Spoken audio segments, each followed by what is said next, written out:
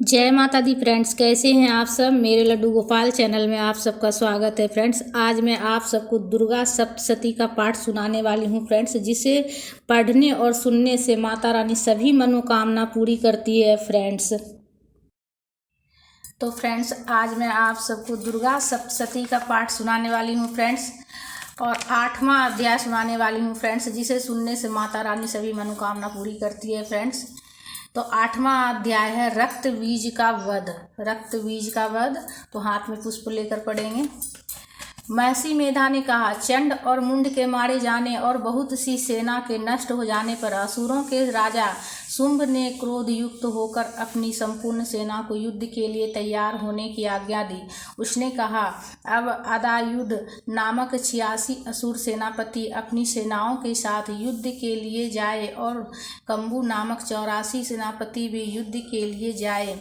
कोटिवीर नामक 50 सेनापति और धौम्रकुल नाम के 100 सेनापति प्रस्थान करे। कालक, दोहद, मौर्य और कालकई दैत्य भी सेनाओं सहित युद्ध के लिए कूच करे। असुरों का स्वामी शुंभ इस प्रकार आज्ञा देकर स्वयं भी बहुत बड़ी सेना के साथ युद्ध के लिए चल पड़ा। उनकी सेना को अपनी ओर आता देख चंडिका ने अपने धनुष की टंकार से पृथ्वी और आकाश के बीच का भाग गुंजा दिया।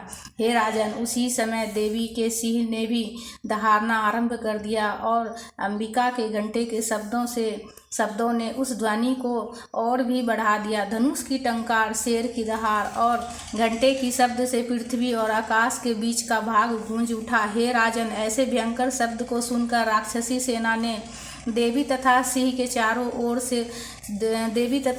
को चारों ओर से घेर लिया। उस समय दैत्यों के नाश के लिए और देवताओं के हित के लिए ब्रह्मा, शिव, कार्तिकेय, विष्णु तथा इंद्र आदि देवों की शक्तियाँ, जो अत्यंत पराक्रम है और बल से संपन्न थी, उनके शरीर से निकलकर चंडिका देवी के पास गई।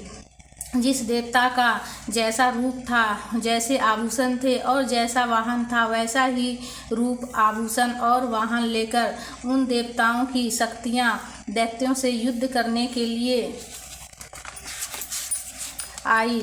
हंस युक्त विमान में बैठकर और रुद्राक्ष की माला तथा कमंडलू धारण करके ब्रह्मा जी की शक्ति आई। वृषभ पर सवार होकर हाथ में त्रिशूल लेकर महानाग के कंकन और चंद्ररेखा से विभूषित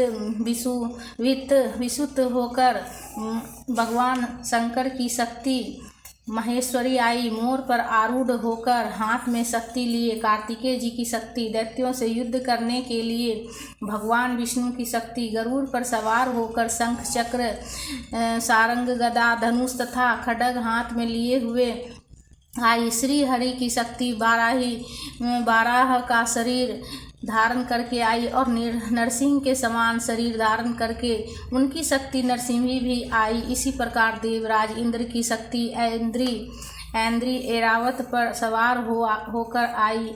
इन देव शक्तियों से घिरी हुई चंडिका से भगवान शंकर ने कहा, मेरी प्रसन्नता के लिए तुम शीघ्र ही इन असुरों को मारो। उसी समय देवी के शरीर में से अत्यंत उग्र रूप वाली और सैकड़ों गिरगिटियों के समान आवाज करने वाली चंडिका शक्ति प्रकट हुई।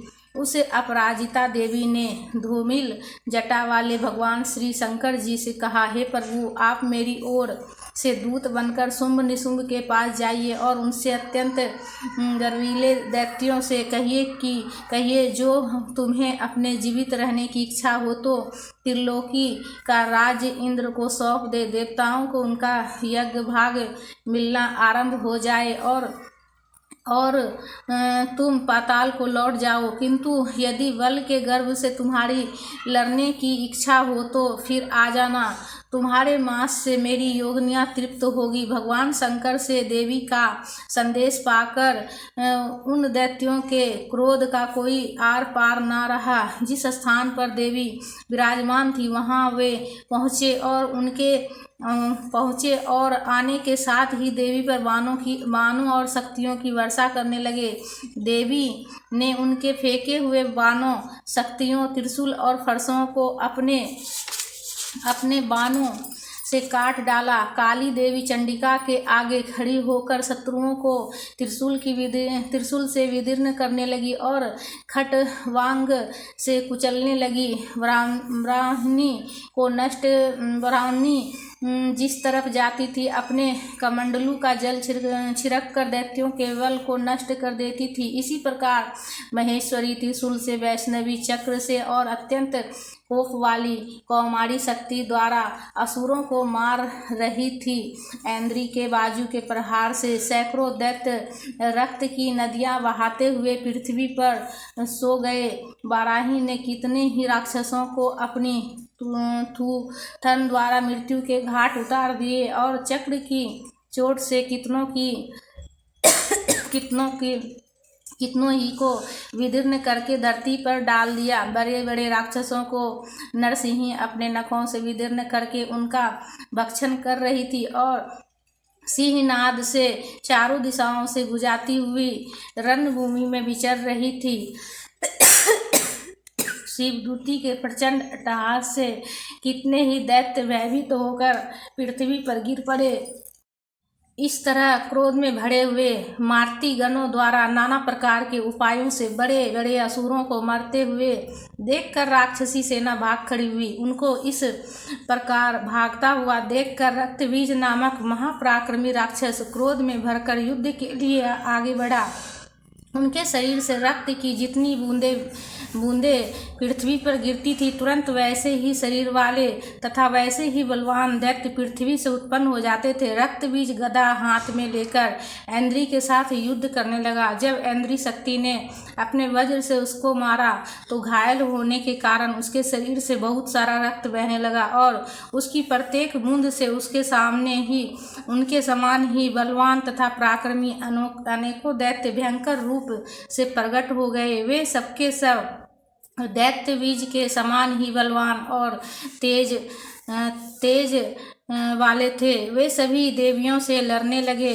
जब ऐन्द्री के वज्र प्रहार से उसके मस्तक पर चोट लगी और रक्त बहने लगा, तब उसमें से हजारों ही पुरुष उत्पन्न हो गए। वैष्णवी ने चक्र से और ऐन्द्री ने गदा से रक्त बीज को चोट पहुंचाई। वाराही ने खड्ग से और माहेश्वरी ने त्रिशूल से उसको घायल किया। वैष्णवी के चक्र से घायल होने पर उसके शरीर से जो रक्त बहा, उनसे हजारों असुर उत्पन्न हुए। उस महादैत्य के रक्त से उत्पन्न दैत्यों से मातृशक्ति पर पृथक पृथक गदा से प्रहार किए।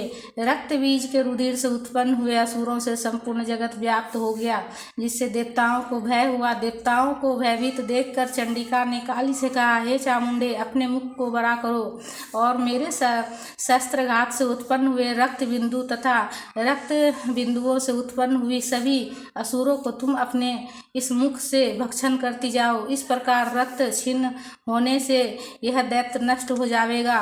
तुम्हारी भक्षण करने के कारण अन्य दैत्य उत्पन्न नहीं होंगे।